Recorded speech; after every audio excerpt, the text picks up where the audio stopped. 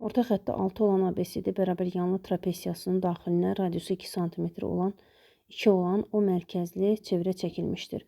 AOB üçbucağının sahəsini tapın. BC AD-yə paraleldir. Yəni oturacaqlarımız BC və AD-dir.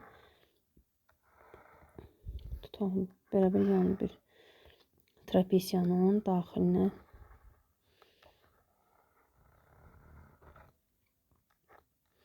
o mərkəzli bir çevrə çəkilmişdir. Radius 2-dirsə, deməli buradan hamısı 2. Bu O'dur. A, B, C, D. Və bizdən tələb olunur AOB üçbucağının sahəsi. Deməli, AOB üçbucağı budur.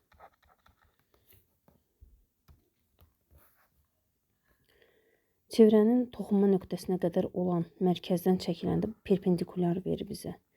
Yəni biz burada üçbucağın AB tərəfini bilsək, AB vurulsun OH yazım buram, OH bölünsün 2.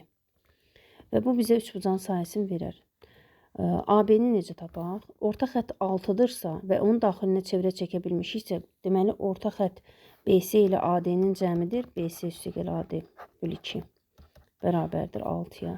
Deməli, BC üstə gəlinsin AD bərabərdir 12-yə. Bu zaman yan tərəflərin də cəmi 12 olmalıdır. Çünki daxilinə çevrə çəkə biliriksə, trapesiyanın qarşı tərəflərinin cəmi bir-birinə bərabər olur. Yəni, AB üstə gəlinsin CD bərabərdir BC üstə gəlinsin AD. Bu 12-dirsə, deməli, digər tərəfdə 12-dir. 12-nin də yarısı olacaq 6. Bu tərəfdə 6-dır. AB 6-dırsa, 6 vurulsun 2 bölü 2 bərabərdir 6. Demək, üçbucağın sahəsi oldu 6.